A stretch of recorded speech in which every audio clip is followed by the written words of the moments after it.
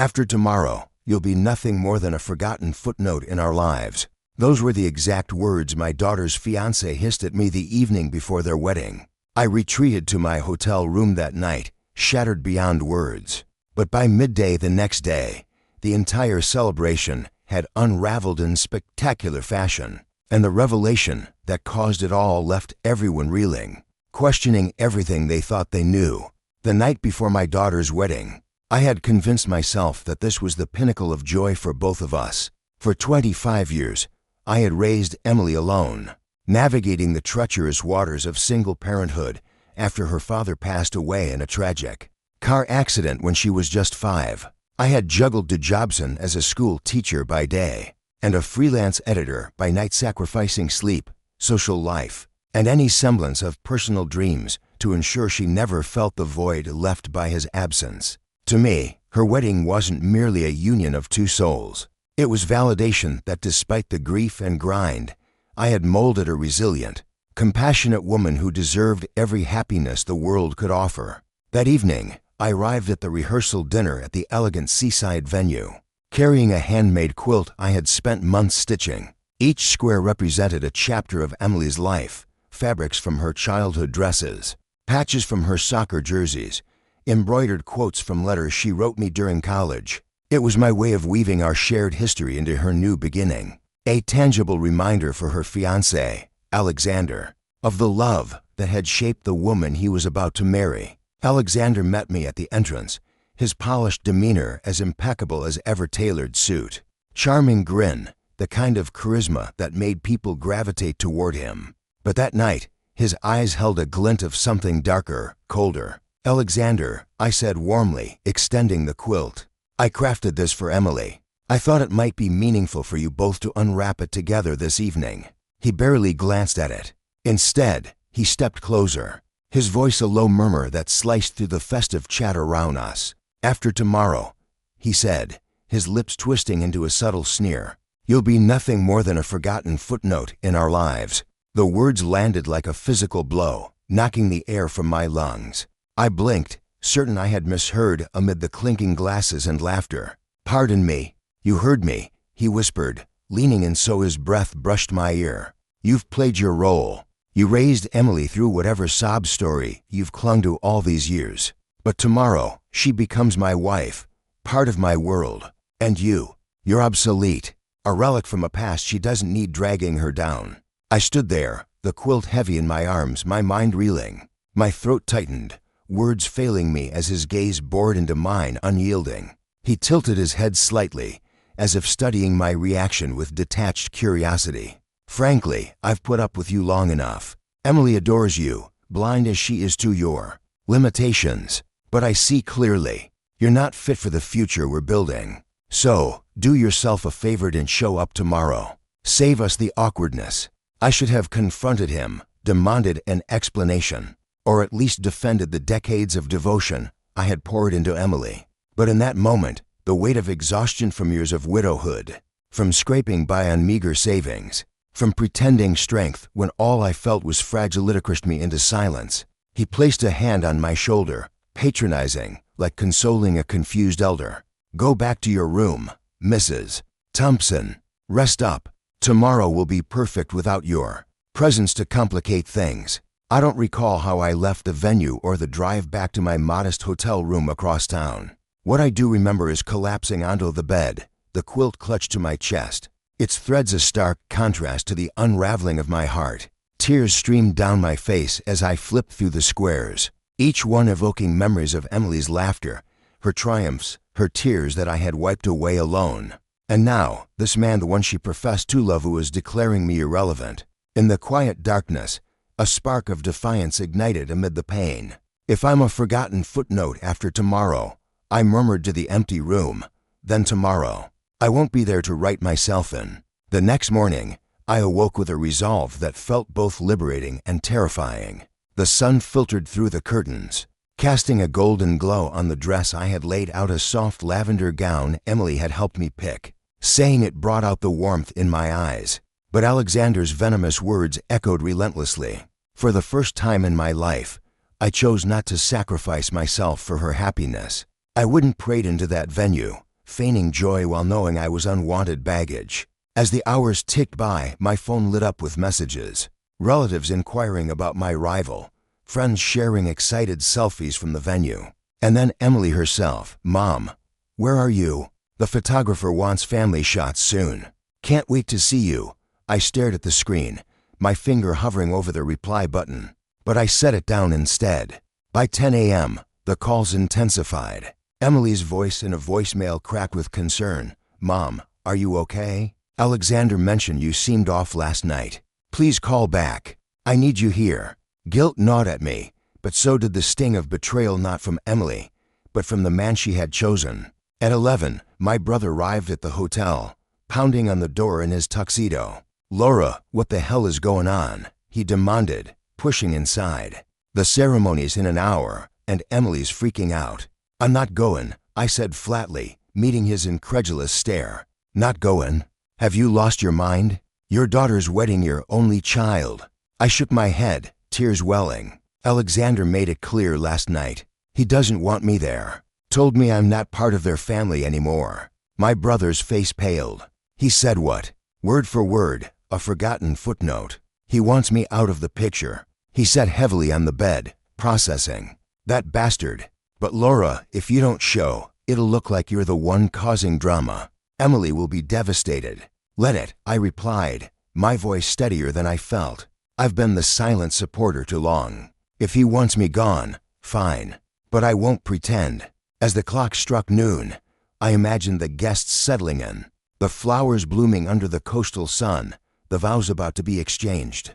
I paced the room, second-guessing myself, but held firm. Then, the first frantic call came from my brother again. "Laura," he gasped, "the wedding's off. It's chaos here." My heart stopped.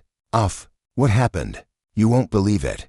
Emily found out everything. Alexander, he's not who he says he is." The story poured out in hurried fragments, pieced together later from witnesses, texts, and Emily's own tearful recounting. Just before the ceremony, Emily had been in the bridal suite, adjusting her veil, when her maid of honor, Sarah, a loyal friend from Collegerishton, phone in hand. "Em, you have to see this," Sarah urged, her face ashen. On the screen were emails, leaked from an anonymous source, perhaps a disgruntled colleague of Alexander's. They revealed that Alexander wasn't the successful entrepreneur he claimed to be. He was embroiled in a massive embezzlement scheme at his company, siphoning funds from investors to fund his lavish lifestyle. But worse, the emails showed he had targeted Emily specifically because of her inheritance Seath Trust Fund. Her father had left, which would mature upon her marriage. Emily's world shattered. The man she loved had wooed her not for her spirit, but for her security. The late-night business trips, the secretive calls, the insistence on a prenup that favored him disproportionately all clicked. He had seen her as a mark, a way to cover his tracks and escape prosecution. Confronting him in the groom's quarters, Emily's voice trembled with fury. "Is this true? You've been using me?" Alexander's charm evaporated, replaced by defensiveness. "It's not like that, Em. Those emails are twisted. I love you. Love. Or my money." She shot back, thrusting the phone at him. The argument escalated, spilling into the hallway where guests overheard. Alexander's family tried to intervene, but the damage was done. By 12:30, Emily stood at the altar alone, not to exchange vows, but to announce the cancellation. "There's no wedding today," she declared, her voice breaking. "Alexander has deceived me, and I can't go through with this." Gasps echoed through the venue. Alexander stormed out, his facade crumbling as whispers of fraud spread. Emily's friends rallied around her, but the pain was raw. When my brother finished relaying the events, I sat stunned, a mix of relief and sorrow washing over me. By staying away, I hadn't destroyed the day Alexander's lies had, and in that twist of fate, I realized my absence had inadvertently sparked the chain of events leading to the truth. But this was only the beginning. Alexander wouldn't fade quietly. His desperation would ignite a fiercer battle, one that would test our bonds and reveal even deeper deceptions. To outsiders, I must have seemed like the quintessential meddling mother-in-law, unwilling to release my grip on my daughter. That's the narrative Alexander had subtly woven over the 2 years they'd had portraying me as clingy, outdated, a widow stuck in the past. But the reality was far different. I had never hovered. I had simply held space for Emily, guiding her through the loss of her father with quiet strength. I remembered the day her father died vividly. Emily was 5, playing in the backyard when the police arrived at our door. A drunk driver had crossed lanes, ending his life in an instant. That night, she crawled into my bed, clutching her stuffed bear, asking, "Why isn't Daddy coming home?" I had no answers, only arms to hold her as we both wept. From then on, it was us against the world.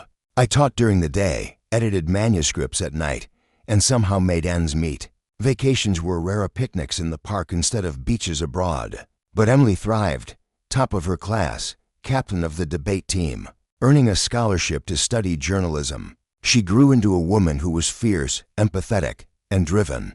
"Mom," she'd say, "I want to tell stories that matter, like how you turned our tragedy into triumph." Those words fueled me through the lean years. So when she introduced Alexander 2 years ago, I was genuinely hopeful. He was handsome, articulate, the CEO of a tech startup that promised innovative solutions for small businesses. Emily beamed around him, and I wanted to embrace him as family. But cracks appeared early. At family dinners, he'd be courteous in Emily's presence, but alone with me, his tone turned condescending. "Mrs. Thompson, you must be so relieved Emily's found someone to take care of her," he'd say, implying I had failed. He never inquired about my teaching career or the books I edited. Instead, he'd dominate conversations with tales of his deals, his travels, his vision for a luxurious future. I dismissed it as generational differences. Perhaps he was just ambitious, but incidents piled up. On Emily's birthday last year, I prepared her favorite meal, homemade lasagna from her grandmother's recipe. Alexander arrived late, glanced at the table, and chuckled. "Quaint, but Emily's watching her carbs now. I'll order something healthier." He pulled out his phone, overriding my effort without a second thought. Emily protested mildly, but he kissed her forehead, and she relented. I saw the apology in her eyes, but I smiled through it for her. The engagement amplified the exclusion. Alexander orchestrated every detail: venue, menu, guest list. When I offered to help with invitations, he waved me off. "No need, Mrs. Thompson. We've hired professionals. Just enjoy the day." It hurt, but I bit my tongue, convinced love meant stepping back. Warning signs I ignored: his obsession with Emily's finances, probing about her trust fund under the guise of planning our future, the way he dismissed her passion for investigative journalism, pushing her towards safer corporate roles. He introduced her as my fiancée, the heiress with a heart, reducing her to a label. Looking back, Alexander didn't love Emily, he coveted her stability. And that night at the rehearsal, his words stripped away any illusion. I wasn't family, I was an obstacle. The morning of the wedding, doubt crept in as I ignored the mounting messages. "Mom, please," Emily texted. "Alexander says you might be upset about something. Talk to me." But I cowed, and admitting his cruelty would shatter her illusion before the vows. When the truth exploded, it validated my instincts. The anonymous tip letter revealed as from a whistleblower at his company exposed not just embezzlement, but a pattern. Alexander had romanced other women with inheritances, extracting funds before vanishing. Emily was his latest target. In the aftermath, Emily called me, sobbing. "Mom, how did I not see it? He was using me." I drove to the venue immediately, holding her as she cried. "You loved him, sweetheart. Love blinds us sometimes." But as we navigated the Falutopolis inquiries, frozen assets, media frenzy, Alexander's retaliation began. He wouldn't let his empire crumble without dragging us down. The days following the canceled wedding were a whirlwind of emotions. Relief that Emily had escaped a fraudulent union mingled with heartache over her pain. She stayed with me, curled on the couch like she did as a child, questioning every moment of their relationship. "How could I be so stupid?" she'd whisper. "You're not stupid," I'd reply. "You trusted. That's strength, not weakness." But Alexander's shadow loomed. He launched a counter-narrative online, posting cryptic messages about betrayals from unexpected sources and hinting at my interference. His follower Sinverts, colleague, was piled on, labeling me the overbearing mother who sabotaged her daughter's happiness. Then came the legal threats. A cease and desist letter arrived, accusing me of slander for spreading rumors that led to the whistleblower. It was baseless, but intimidating. Emily's trust fund was frozen pending investigation, adding financial strain. One evening, Emily received a call from Alexander's lawyer. "He wants to meet," she said, pale, "to clear the air." "Don't," I urged. "It's a trap." But she went, hoping for closure. She returned shaken. "He admitted parts of it, Mom. Said he needed the money to save his company. But he blamed you, said you poisoned me against him from the start." Rage boiled within me. Me, after what he said to me. Emily's eyes widened. "What do you mean?" I finally confessed the rehearsal night confrontation. Her face crumpled. "That's why you didn't come." "Oh, Mom." We hugged, the truth binding us closer. But Alexander escalated. Leaks to tabloids painting Emily as unstable, me as manipulative. We needed to fight back. With Emily's journalistic skills, we dug deeper. We uncovered more victims' women he had scammed. Armed with statements, we approached authorities. The confrontation came at a mediation session his lawyer arranged. Alexander sat smugly, but as we presented evidence, his composure cracked. "You think you can ruin me?" he snarled. "No," Emily said firmly. "You ruined yourself." As we left, victory tasted bittersweet. But in exposing him, we reclaimed our narrative. Yet, whispers of more secrets lingered. Alexander's family ties to organized fraud. The battle wasn't over. The days following the mediation session were a strange mix of triumph and trepidation. Emily and I had walked out of that sterile conference room feeling a fragile sense of victory. Having laid bare Alexander's deceit with hard evidence testimonies from his previous victims, financial records exposing his embezzlement, and the predatory prenup he'd tried to force on my daughter. His polished facade had cracked under the weight of truth. His smug grin replaced by a flash of panic as he realized the noose was tightening. But I knew better than to think a man like Alexander would slink away quietly. People like him, when cornered, don't surrender. They lash out. And lash out he did, in ways that would test our resolve and unearth secrets darker than we'd imagined. The fallout from the canceled wedding had already turned our small coastal town into a cauldron of gossip. Social media buzzed with speculation, some siding with Emily's heartbreak, others swallowing Alexander's narrative that I was the villainous mother-in-law who'd orchestrated the collapse of their perfect love story. His latest move was a calculated escalation. A slickly produced video posted to his thousands of followers, showing him in a crisp suit, sitting in what looked like a high-end office. His voice was calm, measured, dripping with sincerity. "I've been silent too long," he began, staring into the camera. "The truth is, I loved Emily deeply. But her mother, Laura Thompson, couldn't accept that her daughter was moving on. She spread lies, manipulated evidence, and turned my fiancé against me. I'm heartbroken, but I won't let this destroy my future." The comments section erupted. "Poor guy, that mom sounds toxic," one user wrote. "Laura Thompson should be ashamed," another chimed in. Strangers who'd never met me were now dissecting my character, while Alexander's Alice investors, business partners, even some mutual acquaintances sample of his story. Emily, still reeling from the betrayal, was gutted. "They're believing him, Mom," she said, scrolling through her phone, tears welling.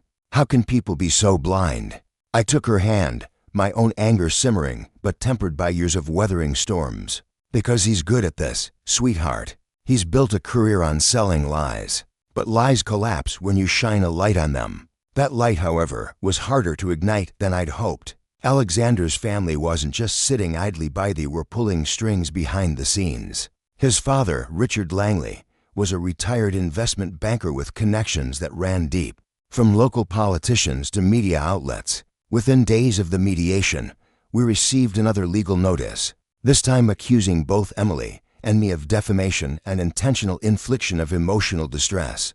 The letter demanded we retract our false claims about Alexander's financial misconduct or face a multi-million-dollar lawsuit.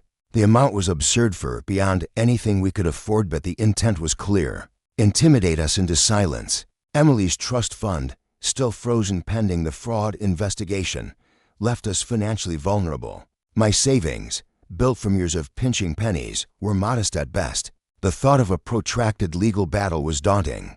But what worried me more was the toll on Emily. She'd thrown herself into uncovering Alexander's past, contacting his other victims, and compiling their stories. But the public backlash was eroding her spirit. One night, as we sat at the kitchen table surrounded by legal documents and laptops, she slammed her computer shut. "Maybe I should just let it go," she whispered. "He's winning, Mom. People believe him, and we're drowning." I reached across the table, gripping her shoulders. "No, Emily. He doesn't get to win.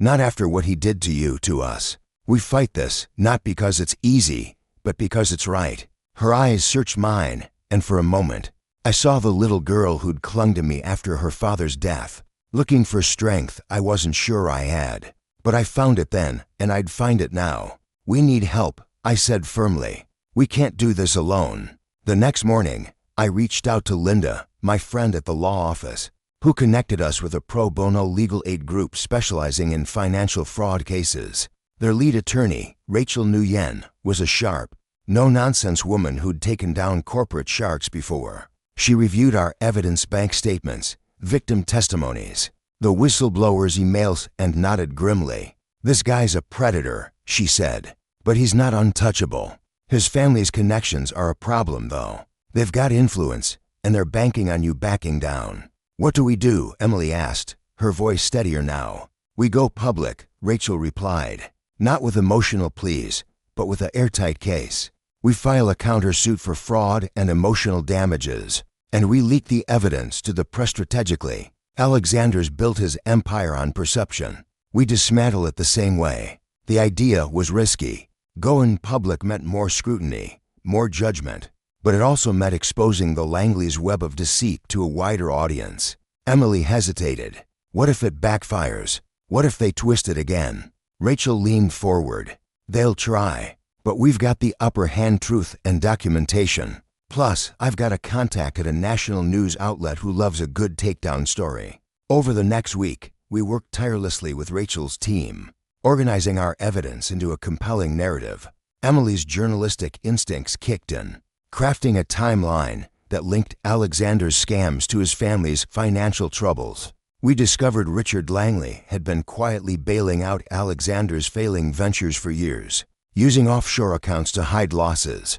The prenup, which Rachel called a legal landmine, was designed to siphon Emily's trust fund into those accounts, under the guise of shared marital assets. But as we prepared our countersuit, Alexander struck again, this time personally. Late one evening, Emily received a text from an unknown number. It was a photo of her at the mediation, walking out with me, accompanied by a message, "You think you're safe exposing me? Watch your back." The threat was vague but chilling. Emily's hands shook as she showed it to me. "We need to report this," I said, my voice tight with fury. Rachel agreed, filing a police report and adding harassment to our countersuit. But the threat rattled Emily, and I saw fear creeping into her eyes for the first time since the wedding collapsed. "What if he doesn't stop, Mom?" she whispered. "What if his family's reach is too big?" I pulled her close, hiding my own unease. "They're not bigger than the truth. We keep going." The next blow came from an unexpected source. A local blogger, someone Emily had considered a friend, published a scathing post titled "The Thompson Family's Vendetta. A Mother's Obsession Tears Apart a Love Story." The post rehashed Alexander's claims, painting me as a controlling widow who'd manipulated her daughter into sabotaging her own happiness. Worse, it dug into my past, twisting my years of sacrifice into a narrative of bitterness. Laura Thompson, a grieving widow, has never moved on from her husband's death, it read. Her inability to let go drove a wedge between Emily and the man she loved. Emily was livid. "This is lies." I trusted her. She wanted to confront the blogger, but Rachel cautioned against it. "Don't engage directly. It's what they want more drama to spin. We respond with facts." The betrayal stung, but it lit a fire under Emily. She reached out to Alexander's other victims, women who'd been too scared or ashamed to come forward. One, a single mother named Carla, shared a story eerily similar to Emily's. Alexander had charmed her, promised marriage, then drained her savings under the pretense of a joint investment. Another, Priya, revealed he'd forged documents to access her retirement fund. Their courage bolstered Emily's resolve, and she began compiling their stories into a feature she planned to pitch to a major outlet. Meanwhile, I faced my own battles. Old friends, swayed by the blogger's post, began distancing themselves. At the grocery store, I caught whispers and sideways glances. "That's her," someone muttered. "The one who ruined her daughter's wedding." The isolation was suffocating, but I refused to let it break me. I'd endured worse grief, poverty, raising Emily alone. This was just another storm. Rachel's contact at the national news outlet, a journalist named David Torres, agreed to meet us. Over coffee in a bustling downtown cafe, he skimmed our evidence, his eyes narrowing. "This is explosive," he said. "But you need to understand, going after someone like Alexander Langley, with his family's connections, will make you targets. Are you ready for that?" Emily and I exchanged a glance. "We're already targets," she said. "Might as well fight back." David's article hit the internet a week later, titled "The CEO's Double Life: How Alexander Langley Built a Fortune on Fraud and Deception." It detailed his embezzlement, the prenup, and the trail of broken women left in his wake. Emily's feature, published simultaneously in a smaller but respected outlet, gave voice to Carla, Priya, and others, humanizing the story. The response was immediate. Support poured in from strangers, but so did vitriol from Alexander's defenders. His family issued a statement denying everything, calling the articles a coordinated smear campaign orchestrated by a vindictive ex-fiancée and her mother. But the evidence was undeniable. Investors began pulling out of Alexander's company, and the police expanded their investigation. For the first time, I saw cracks in the Langley's armor. Richard Langley, who'd always remained in the shadows, was forced to make public appearances.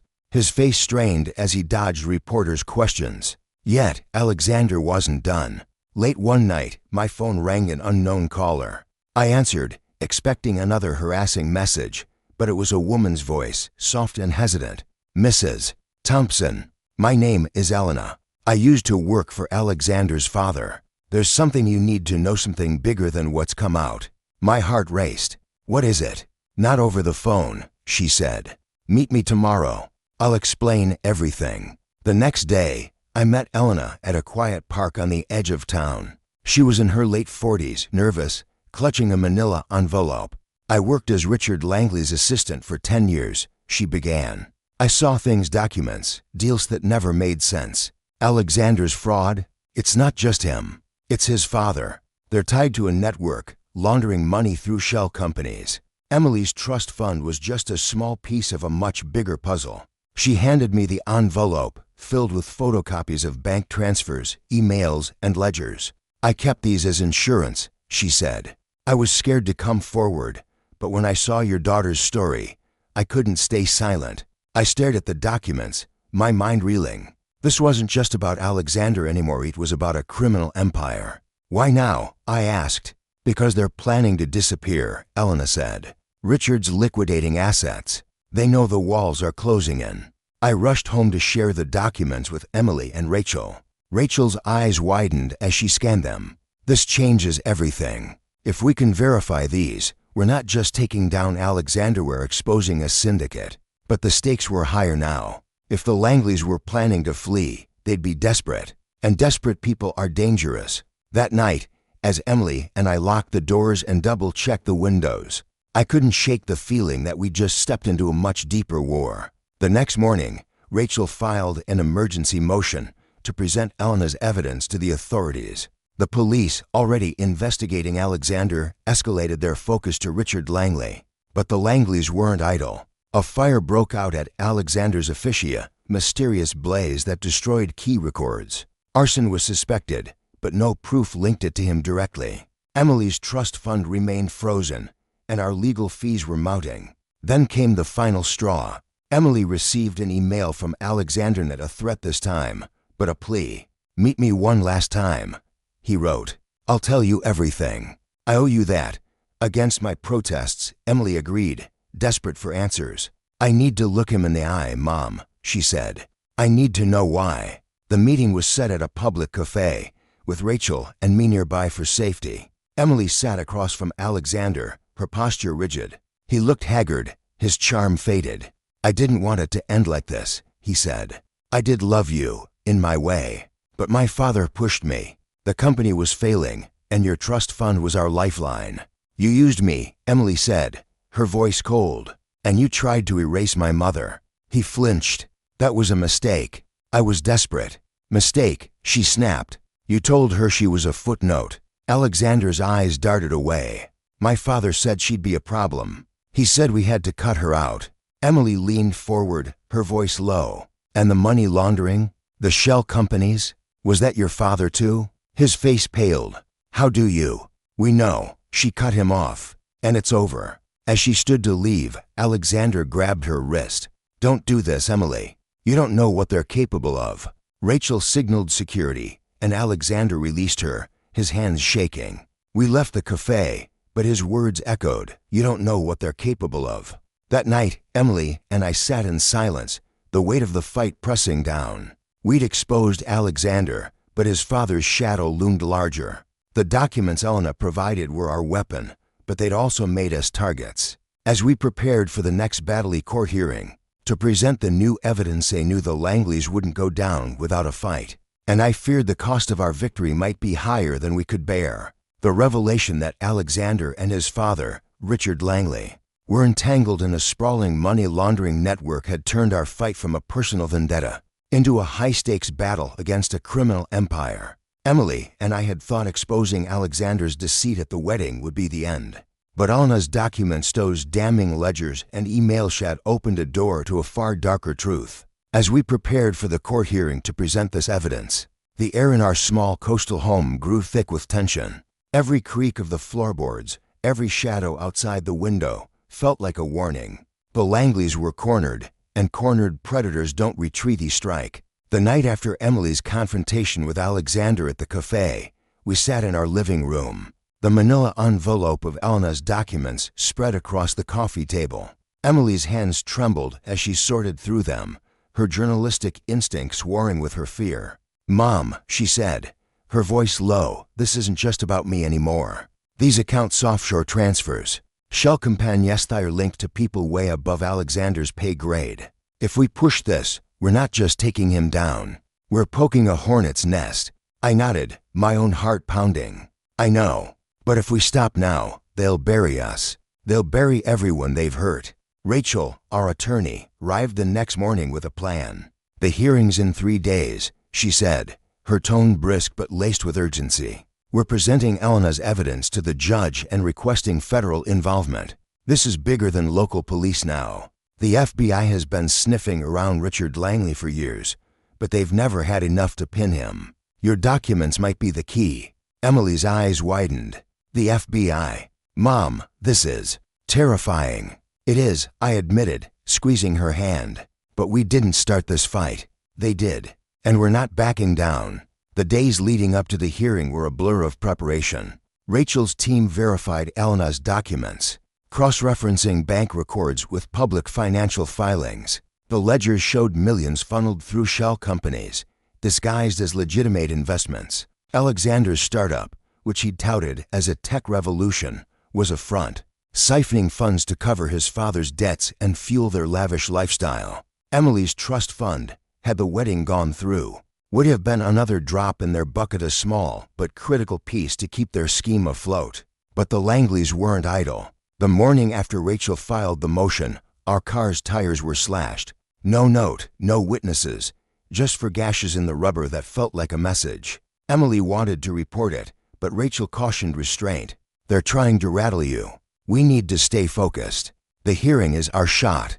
The harassment didn't stop there. Anonymous calls came at all arsenals on the line, then a click. Emails flooded Emily's inbox, some threatening, others taunting. "You'll regret this. You can't win against us." My colleagues at the school where I taught began receiving letters, accusing me of misconduct and demanding my dismissal. The school board, thankfully, dismissed them as baseless, but the whispers grew louder. "Laura's always been trouble," one parent muttered at a PTA meeting. "No wonder her daughter's life is a mess." The isolation was crushing, but Emily's determination kept me grounded. She spent hours compiling a dossier, not just for the court, but for the press. Her feature on Alexander's victims Carla, Priya, and others had gained traction, and she was now in talks with a major network for a documentary. "If we're going to be targets," she said, "we'll make sure the world's watching." The night before the hearing, Elena called again, her voice barely a whisper. "They know I talked," she said. "I've been followed. Laura, be careful. Richard Langley has people who don't play by the rules." I gripped the phone, my stomach churning. "Are you safe?" "For now," she said. "I'm leaving town tonight, but you need to know there's a ledger I didn't give you. It's with a friend, encrypted. If anything happens to me, she'll get it to you. Elena, come to us. We'll protect you." She laughed bitterly. "No one can protect me from them.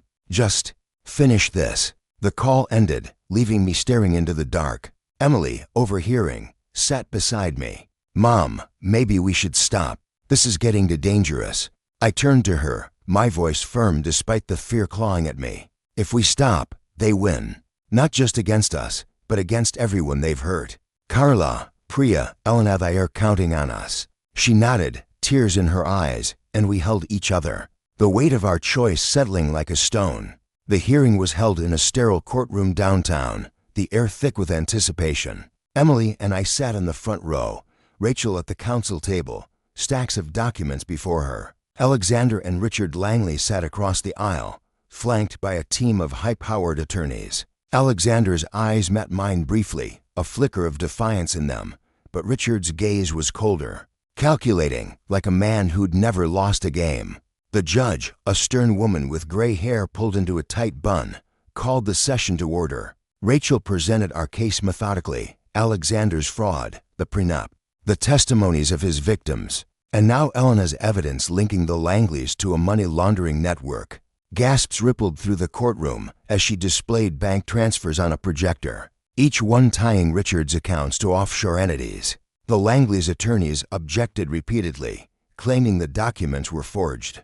But Rachel countered with forensic accountants' reports verifying their authenticity. Then came the bombshell. Rachel called a surprise witness a former associate of Richard's, a man named Victor Ruiz, who'd turned state's evidence to avoid jail time. Victor testified that Richard had orchestrated the laundering scheme for over a decade, using Alexander's startup as a front. Alexander was the face, Victor said, his voice steady. But Richard called the shots. He picked targets like Emily, women with assets, easy to manipulate. Alexander's composure cracked. He leaned toward his father, whispering furiously, but Richard remained stone-faced. Emily gripped my hand, her nails digging into my palm.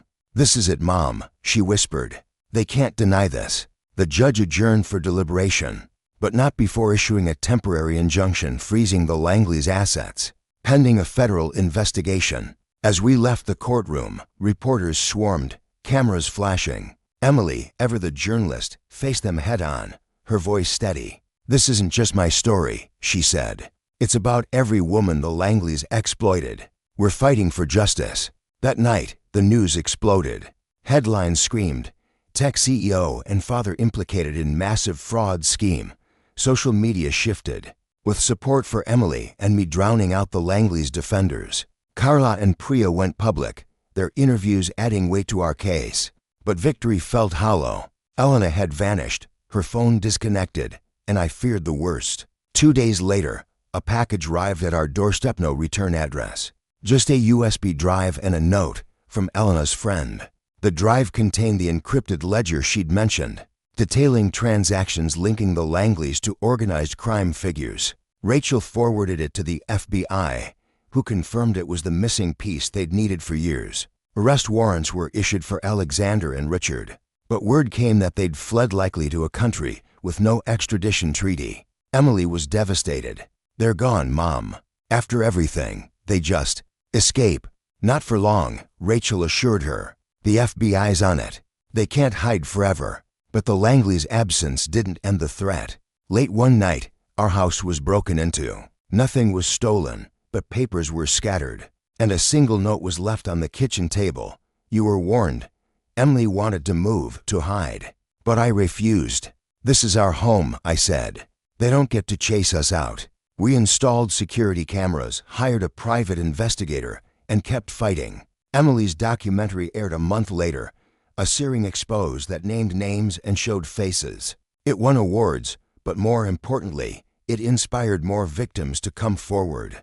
The Langleys' empire was crumbling, their allies distancing themselves as the FBI closed in. One evening, as Emily and I sat on the porch, the ocean breeze carrying the scent of salt, she turned to me. "Mom, I'm sorry I didn't see it sooner. Alexander, his lies, how he treated you." I squeezed her hand. "You loved him. That's not a fault, it's a gift. You just gave it to the wrong person." She smiled, a real smile, the kind I hadn't seen since before the wedding. "You were always my rock. I don't know how you did it raising me alone now this." "Because you're worth it," I said. "Always were." The fight wasn't over. The Langleys were still out there, and the scars of their betrayal lingered. But as we sat together, the stars bright above us, I knew we'd face whatever came next together.